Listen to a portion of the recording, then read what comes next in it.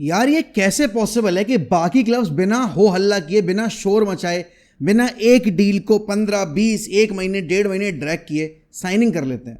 मतलब जाओ पेड्रो के रिगार्डिंग हमें परसों रिपोर्ट मिली कि चेल्सी जाओ पेड्रो में इंटरेस्टेड है और ब्राइटन एक ऐसी टीम है जो कि बहुत मुश्किल से अपने प्लेयर्स बेचती है। हम सभी ने देखा था कि काइसिडो के टाइम पे क्या हुआ था या मैकैलिस्टर के टाइम पे यहाँ पर थोड़ा सा डिले हुआ था, फिर उसके बाद लिवरपूल ने थोड़ा क्लॉज लॉज ढूंढे, उसके बाद उन्होंने उस क्लॉज को ट्रिगर किया। लेकिन यहाँ पर चेल्सी ने जाओ पेड्रो को ऐसे साइन कर लिया। और वहीं यूनाइटेड फैंस का ये सवाल है, मेरे जैसे आप लोगों जैसे, कि यार यूनाइटेड के हर ट्रांसफर में इतना ड्रामा क्यों क्रिएट होता है।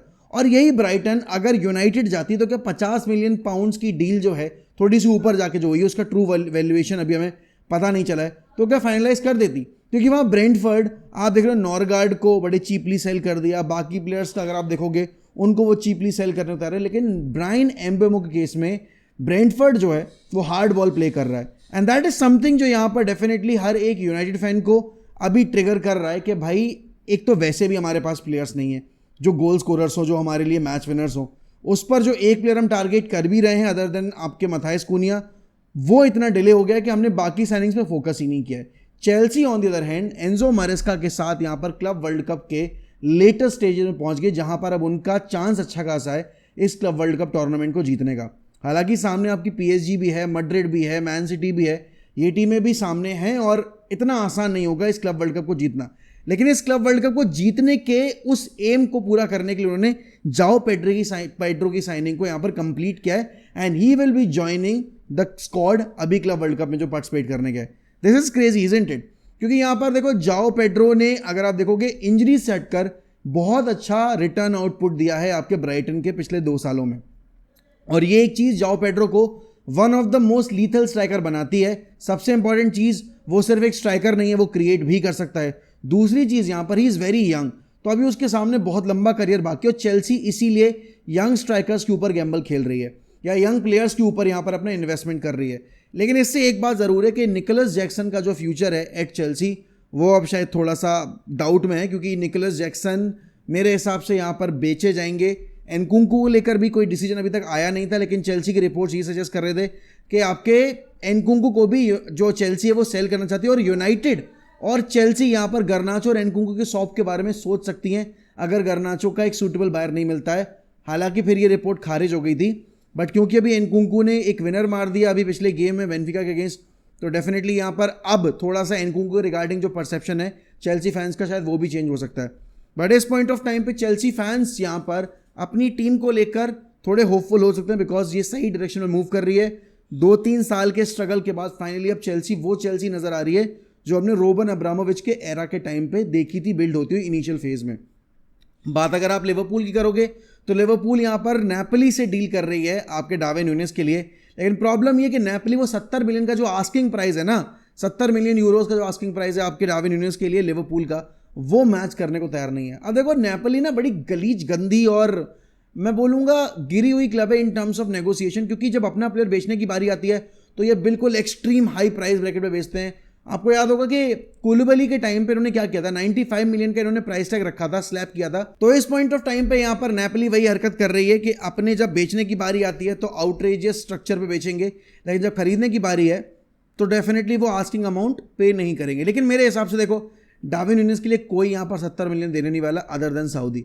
उस बंदे का रिटर्न है नहीं पिछले लीग सीजन में, आप देखोगे पिछले 2 सालों से ही इज स्ट्रगलिंग, क्योंकि जिस प्राइस ब्रैकेट पर लिवरपूल ने परचेज किया था उसका रिटर्न यहाँ पर नाम मात्र के बराबर दिया डार्विन न्यूनेस ने। तो किसी भी तौर पर यहाँ पर 70 मिलियन का प्राइस टैग जो लिवरपूल ने रखा हुआ है वो तो जस्टिफाइड है ही नहीं। लिवरपूल को मैक्स टू मैक्स यहाँ पर 50 मिलियन मिल सकते हैं, वो भी ऐसे क्लब से जो कि बहुत डेस्परेट हैं स्ट्राइकर के लिए। उनमें एक नाम यूनाइटेड का आ जाता अगर यहाँ पर यूनाइटेड डार्विन न्यूनेस में इंटरेस्टेड होती तो, क्योंकि यूनाइटेड अगर आप देखोगे इस पॉइंट ऑफ टाइम पे ग्योकेरेस और डेफिनेटली यूगो एकितेकी का जो ऑप्शन है वो एक्सप्लोर कर रही है। Arsenal on the other and अगर आप देखोगे आर्सेनल ने क्या किया, अभी तक तो वो एकितेके में इंटरेस्टेड थे, ग्योकेरेस में इंटरेस्टेड थे, सॉरी आपके ग्योकेरेस में इंटरेस्टेड थे एंड सेस्को में इंटरेस्टेड थे। अब कल शाम से न्यूज़ निकल के आ रही है कि भाई वो यूगो एकितेके में भी इंटरेस्टेड है। मतलब शोर मचाएंगे लेकिन साइन नहीं किसी करेंगे। आई थिंक आर्सेनल को भाई प्रायोरिटी सेट करनी है, उनको सेस्को लेना है, उनको यहाँ पर ग्योकेरेस लेना है या उनको एकितेके लेना है, और जो भी लेना है उनको जल्द से जल्द इस चीज़ को रैप अप करना पड़ेगा, बिकॉज प्री सीजन टूर शुरू होने वाला है एंड आप आर्टेटा को टाइम देना चाहोगे कि अपने जो उनकी नई साइनिंग्स है उनके साथ वो अपना सिस्टम इवॉल्व करें। मेरे हिसाब से देखो बेंजामिन सेस्को उनका प्राइम टारगेट रहा है पिछले 2 सालों से, तो शायद वो बेंजामिन सेस्को को ही यहाँ पर साइन करेंगे और फिर एज एन ऑप्शन वो सोच सकते हैं विक्टर गिकेरेस या आपकी ह्यूगो एक्टिके के बारे में। लेकिन आपको ये भी समझना पड़ेगा कि उनको अपनी टीम से ऑफलोडिंग भी करनी पड़ेगी। अब जैसे अगर आप पार्टे की बात करोगे तो थॉमस पार्टे का कॉन्ट्रैक्ट एंड हो रहा है एट आर्सेनल आज, और वो कल से यहाँ पर आपकी 1 तारीख से फ्री एजेंट बन जाएंगे।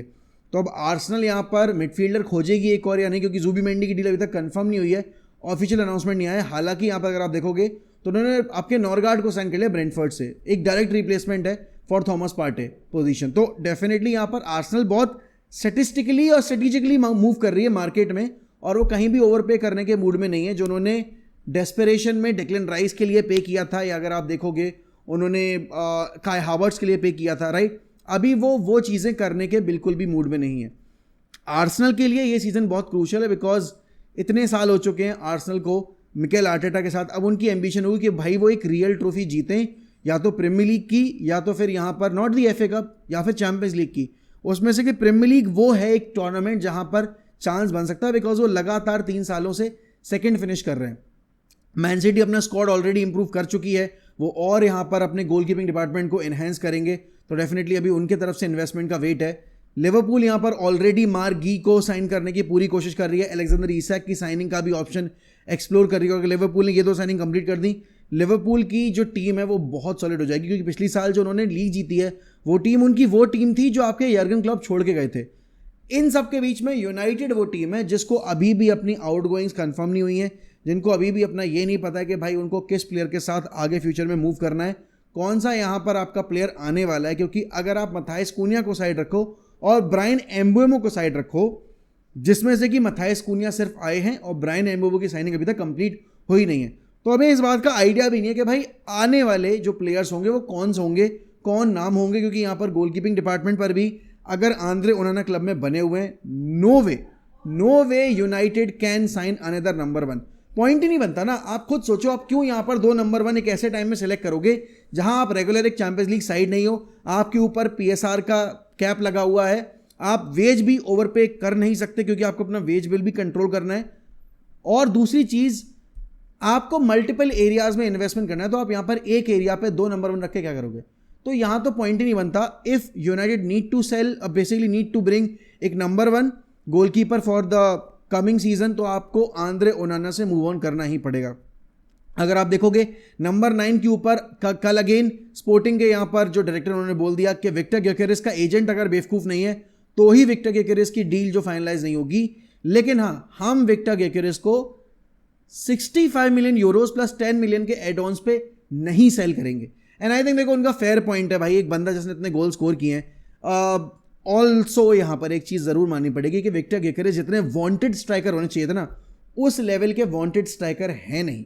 मार्केट में सेस्को एक्सप्लोर हो रहा है, ह्यूगो एक्टिके एक्सप्लोर हो रहा है। मतलब अगर लेट्स से कि नेपोली को एक डार्विन न्यूनेज़ जैसे स्ट्राइकर चाहिए, व्हाई नॉट विक्टर ग्योकेरेस?